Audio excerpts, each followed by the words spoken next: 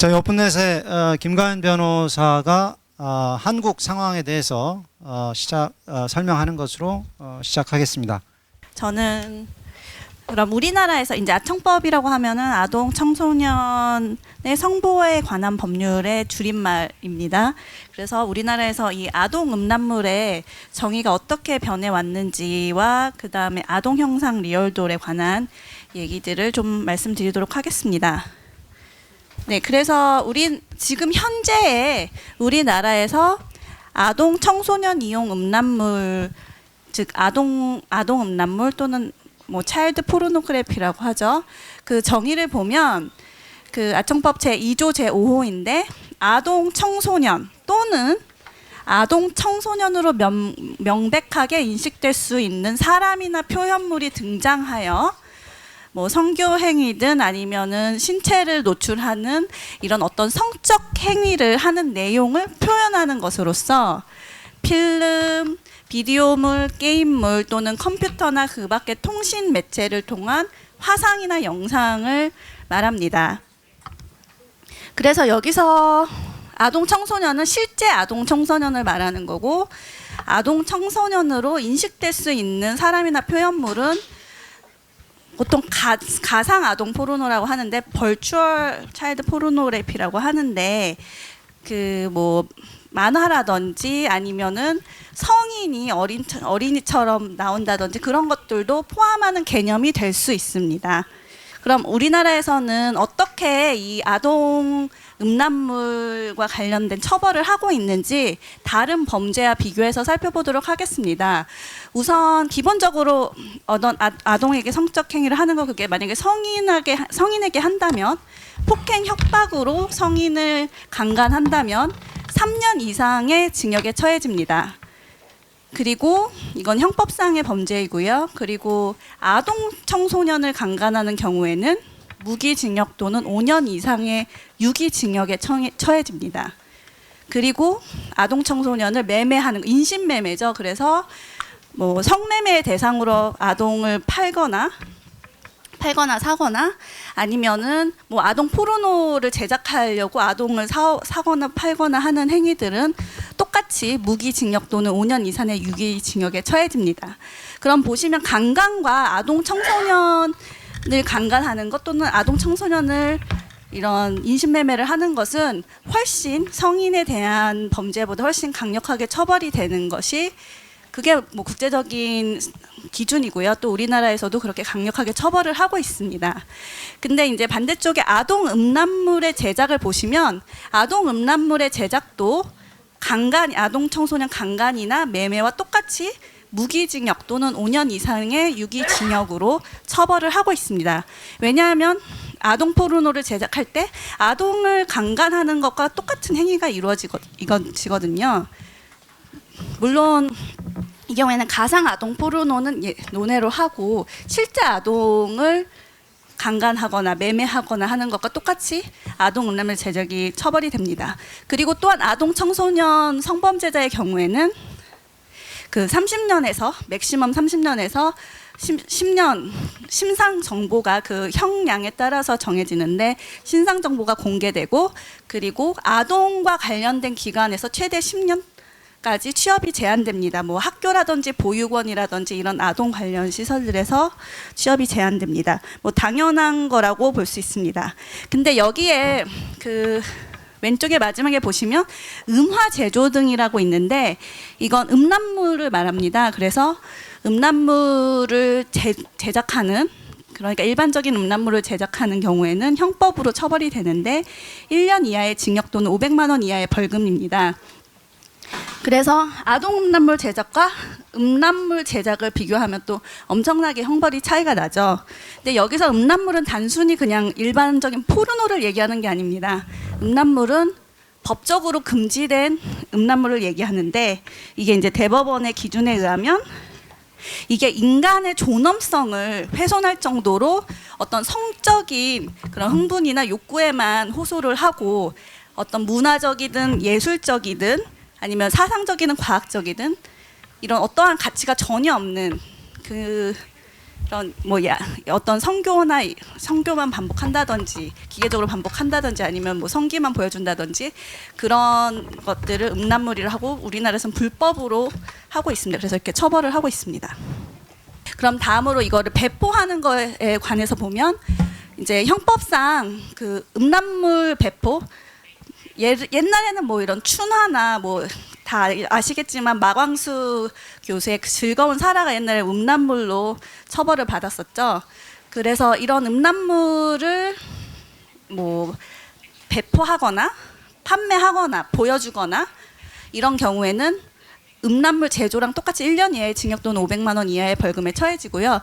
또한 정보통신망법상 또 처벌이 됩니다. 그래서 인터넷에서 이런 음란물을 전송하거나 하는 경우에는 1년 이하의 징역 또는 1천만 원의 이하의 벌금에 처해집니다. 그런데 아동 음란물 배포의 경우는 당연히 훨씬 더 강력하게 처벌이 되겠죠.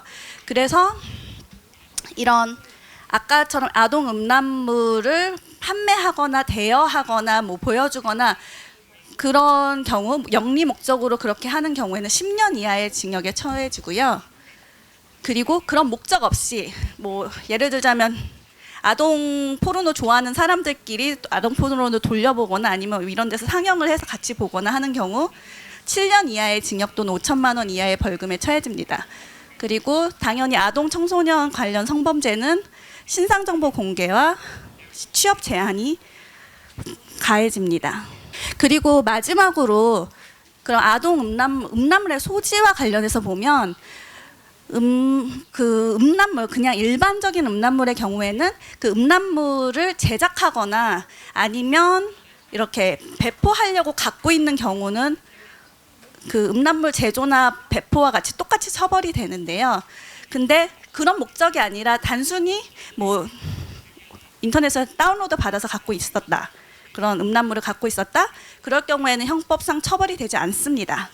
하지만 아동 음란물의 경우는 우리나라도 그렇고 외국도 그렇고 소지 자체를 처벌합니다. 그래서 아까 영리 목적으로 이렇게 보여주거나 뭐 판매하거나 그럴 목적으로 아동 음란물을 갖고 있는 경우에는 10년 이하의 징역에 처해지고 단순히 이게 아동 음란물인지 알고 있는데 갖고 있는 것 그러니까 인터넷에서 그냥 다운받아서 뭐 내가 보려고 다운받아서 갖고 있다. 그런 경우에는 1년 이하의 징역 또는 2천만 원 이하의 벌금에 처해집니다. 그래서 그냥 단순한 소지가 처벌된다는 거 그것이 아동 음란물과 일반 음란물의 큰 차이점입니다. 그런데 이제 문제가 2011년에 우리나라 그 아청법이 개정이 되면서 아동 음란물의 정의가 넓어집니다. 그래서 2011년에 개정되기 이전에는 보시다시피 아동 청소년이 등장하여라고 되어 있었습니다. 그래서 이건 당연히 실제 존재하는 아동 청소년을 얘기하는 거였는데 2011년 9월 15일에 워낙 아동 청소년 관련 성범죄가 많아지니까 국회에서 법을 개정합니다. 그래서 아동 청소년 이용 음란물, 아동 음란물의 범위를 확대하기 위해서 아동 청소년으로 인식될 수 있는 또 사람뿐만이 아니라 표현물까지 범위를 확대하게 됩니다. 그래서 이렇게 정의를 확대하고 나니까 원래는 실제 아동을 보호하려고 했던 그 아동 음란물 규제가 만화나 아니면 뭐 교복물 같은 그런 가상 아동 음란물에도 똑같이 적용되게 됩니다. 그래서 당연히 그런 만화 아동이나 아동으로 보이는 사람이 출연하는 그럼 아니면 표현이 출연하는 그런 표현물 만화라든지 영화라든지 뭐 아니면 심지어 그냥 그림이라도 애니메이션이라든지 이런 것들을 뭐 제작하거나 만들고 만화가나 그런 사람들 제작하거나 아니면 업로드해서 공유를 하거나 아니면 다운로드 받은 그런 사람들까지 다 아동 성범죄자로 포함이 되게 됐습니다. 근데 더욱더 문제는 이게 음란성이 없는 행위를 하는 경우에도 적용되도록 범위가 확대됐습니다. 그래서 신체의 전부 또는 일부를 아동의 신체 또는 전부 또는 일부로 접촉하거나 노출하는 행위를 하는 경우에는 아동 음란물일 가능성이 높아지게 된 것입니다. 그래서 2011년에 법을 개정하고 나니까 2011년에 100건 정도가 그 아동 음란물 사건으로 입건이 됐습니다. 접수가 됐습니다. 근데 2012년에는 그 법 개정 이후 22배나 2224건이 접수가 되었습니다. 물론 그 다음에 기소율도 이건 기소율인데요. 100건 중에 58건만이 아동 음란물로 처벌을 받았는데 2012년에는 2224건 중에 775건이 아동 음란물 사건으로 기소돼서 처벌을 받았습니다. 나머지는 이거는 불기소인 거고요. 근데 대부분이 아까 말씀드린 그런 만화나 애니메이션 같은 그런 건들이었습니다. 그리고 당시에 또 그 아동 성범죄를 이제 수사하고 적발해야 된다. 그런 어떻게 보면은 그런 지령이 그 법 개정과 함께 그래서 경찰들이 이런 아동 성범죄 사건을 많이 입건시켜야 된다라고 해서 일대 집중 단속에 나섰습니다. 근데 왜냐면 실제 아동 성범죄 사건은 뭐 예를 들자면 뭐 부모가 강간한 뭐 친부모에 의한 강간이라든지 그런 아동 학대, 아동 성범죄 사건은 사실 수사하기가 매우 어렵지 않습니까? 그러다 보니까 이 가상 아동 음란물 규정을 가지고 온라인에서 이제 웹하드나 이런 걸 대대적으로 단속을 해서 그런 것들을 업로드하거나 다운로드한 사람들, 그런 사람들은 그 흔적이 다 남으니까 추적이 쉽지 않습니까?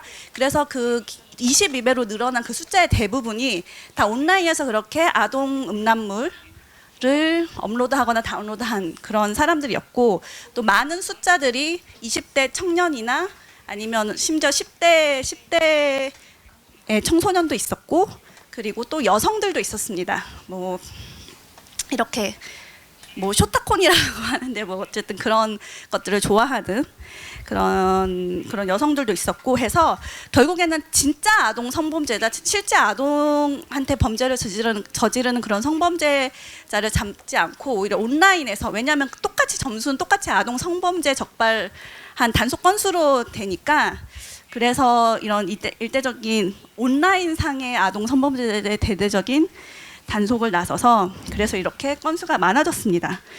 그래서 이렇게 문제가 되니까 이거 같은 경우는 아주 논란이 많았는데요. 2012년 4월 개봉한 영화인데 지금 교복을 입고 있죠. 하지만 한국 그 17세의 고등학생과 그 대학 교수의 어떤 사랑을 다룬 그런 영화였는데, 그럼 과연 이 영화도 그 아동 음란물에 포함되는 것이 아니냐 하면서 논란이 많이 있었습니다. 그래서 결국에는 2012년 12월 달에 다시 개정을 하게 됩니다. 워낙 이게 폐해가 크다 보니까 아동 청소년으로 인식될 수 있는 이라는 표현을 명백하게 인식될 수 있는 이라고 표현을 바꿉니다. 하지만 이게 결국에는 그래서 뭐 실제 아동과 거의 실제 아동으로 보일 수 있는, 아니면 실제 아동을 모방한 뭐 그런 경우의 표현물이라고도 볼 수 있는데, 근데 또 이거는 결국에는 법 해석은 사법부의 판단에 달려 있는 것이기 때문에 이렇게 개정 이후에도 계속 아동 포르노, 특히 만화, 일본 애니메 아니면은 교복물, 성인이 교복을 입고 나오는 그런 포르노 같은 경우도 계속 기소가 되게 됩니다. 그래서 사법부의 경우에는 초반에는 그래서 그런 아까도 뭐 기소율도 보여드렸는데 그 2012년에 700건이 넘게 그렇게 기소가 되었는데 그중에서 유죄도 많이 나왔고요. 그래서 사법부에서 유죄 판단을 내린 경우도 있었지만 사법부에서도 이제 이 가상 아동 포르노 이 규정이 정의가 너무 넓다는 그런 자각하에 2013년 5월에는 성인 배우가 교복을 입은 그런 포르노에 대해서 그 헌법재판소에 판단을 청구하게 됩니다. 그 법원에서 직접 이 조항은 헌법적으로 문제가 있다 해서 헌법재판소에 위헌 제청 신청을 하고요. 그리고 그 6월 달에는 그 1심 안산지법에서 성인 교복물 같은 경우에는 아동 포르노에는 해당하지 않는다라는 이유로 청법 위반은 아니다라고 해서 무죄를 내렸습니다. 그리고 2013년 8월에는 이것도 일본 작품인데 블랙 바이블이란 그 애니메이션인가요? 어쨌든 그래서 유죄가 나왔거든요. 그래서 여기에 대해서 나중에 유죄가 되었는데 수원지법에서 또 위헌 제청을 하고 2013년 9월에 이제 대법원에서 성인 교복물은 아동 포르노가 아니다. 성인이 왜냐하면 그 교복을 입은 여성이 아동 청소년으로 보이지 않기 때문에 그 포르노에 대해서는 무죄 판단을 했습니다. 그리고 2014년에는 애니메에 대해서 또 무죄를 내린 그런 사건이 있었어요. 물론 이거는 무죄가 나온 그런 사건들이고 대부분의 경우에는 유죄가 많이 나왔습니다. 그리고 2015년에 아까 그 법원들이 헌법재판소에 이 판단을 계속 구했는데 2015년에 그래서 헌재가 최종 결정을 내렸는데 이 그 가상 아동 포르노에 관한 그 아동 청소년으로 인식될 수 있는 표현물 그 규정이 합헌이라고 결정을 내렸습니다. 다만 합헌이 5명이고 위헌이 4명이었는데요. 그래서 그때 여기에 이제 문제된 사건이 성인 교복물 사건하고 또 만화 사건들이 들어가 있었습니다. 근데 당연히 그 위헌 사인의 의견은 이 범위가 너무 넓고 실제 아동을 보호하려는 그런 법의 취지에 맞지 않는다라고 해서 위헌 의견을 냈고요. 그 합헌 의견도 결국에는 실제로 그 아동 청소년이 실제 아동 청소년으로 오인될 수 있는 경우에만 해당한다고 해석해야 한다 해서 그래서 아청법의 적용 범위는 아동 청소년을 대상으로 한 성범죄를 우발할 우려가 있는 수준의 것에 한정된다고 합헌 결정을 내리면서 그 법의 해석 그 아동 포르노의 정의를 축소해서 판단을 했습니다. 그리고 2019년에 그런데 그 UN 아동권리위원회는 아동권리협약의 선택 의정서, 아동 매매, 아동 성매매, 아동 음란물에 관한 선택 의정서에 대한 가이드라인을 발표하게 됩니다. 그런데 원래 이 가이드라인 초안에 대해서 의견을 올해 3월 정도까지 수렴했었는데 그 초안의 경우에는 가상 아동 포르노의 범위를 매우 확대해서 심지어 소설까지도 다 아동 포르노로 처벌을 해야 한다. 그리고 다 소지까지도 다 형사 처벌해야 한다. 이렇게 가상 아동 포르노의 정의를 매우 확대하는 그런 가이드라인을 초안을 발표를 했었는데 원래 이 선택 의정서 상에서는 사실 실제 아동, 우리나라 그 아청법이 개정되기 전처럼 실제 아동이 참여하는 경우, 그 경우를 아동 포르노라고 그렇게 정의를 했었는데 이 가이드라인에서는 그 범위를 이제 만화, 애니메, 영화, 뭐 컴퓨터 그래픽, 아니면 소설까지 다 포함하는 그런 개념으로 그 확대를 했습니다. 그래서 실존하지 않는, 그러니까 non-existing, 실존하지 않는 아동이나 아니면 아동으로 보이는 사람이 등장하는, 그러니까 appearing to be, 아동으로 보이는 사람이 등장하는 표현물로도 확대해야 한다.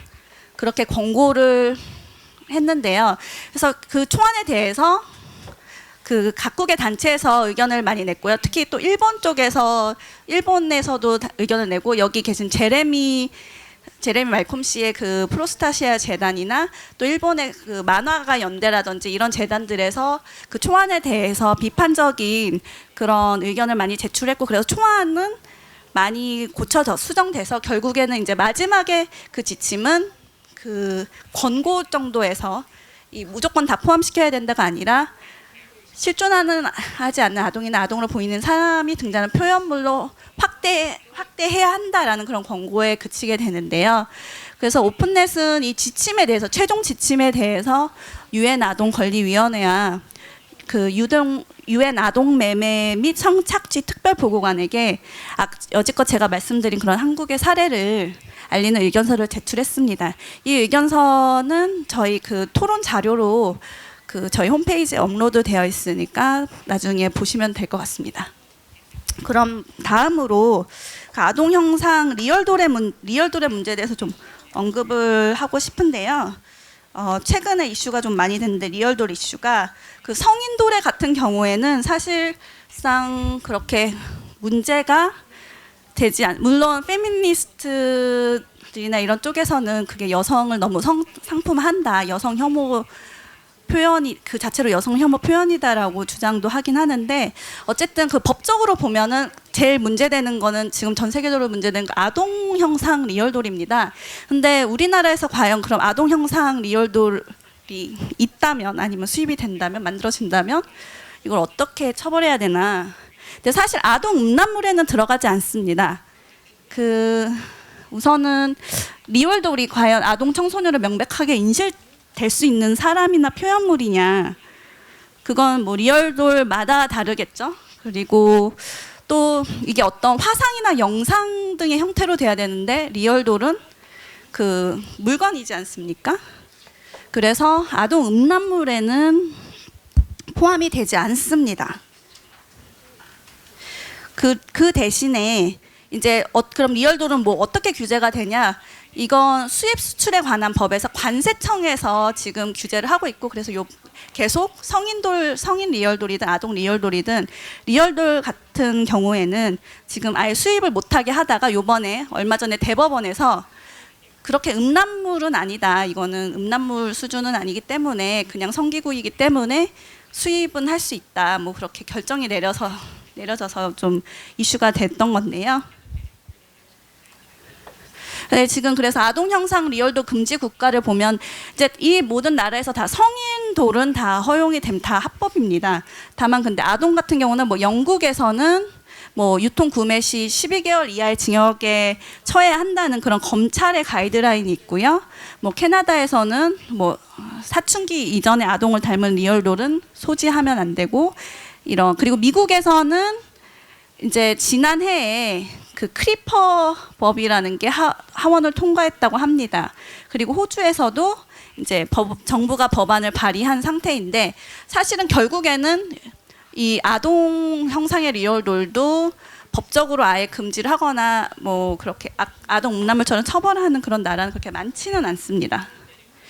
근데 최근에 그래서 우리나라에서 정의나 의원이 아청법 똑같은 법인데요. 개정안을 발표했는데 그래서 아동 신체 형상 성기구를 금지하는 그래서 제작 판매, 소지 등을 다 형사 처벌하는 그런 법안을 발의한 상태인데 뭐 아까 말씀드렸듯이 아동 음란물에는 해당되지 않습니다. 그래서 뭐 만약에 이걸 처벌하기 위해서는 특별한 입법이 필요한데 여지껏 보았듯이 과연 가상 아동 포르노 같은 경우에도 실제 아동한테 직접적인 피해가 가지 않는 한 처벌을 물론 음란물로서는 처벌할 수 있겠지만 이렇게 이런 가중된 처벌을 하지 않는 것이 저희 오픈넷 입장에서는 그게 바람직하다고 보고 있고 왜냐하면 그 표현의 자유에 대한 침해 문제도 있고 또한 그 법익이 완전 다르지 않습니까? 그 만화 캐릭터는 실존 아동이 아닌데 그 만화 캐릭터를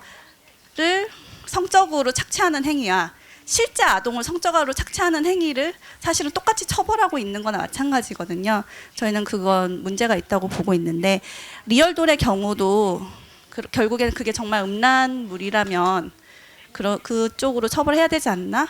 그리고 뭐 예를 들자면 리얼돌을 가지고 또 포르노를 만들 경우는 어떻게 할 것인지 그런 고민을 해봐야 될 것 같습니다.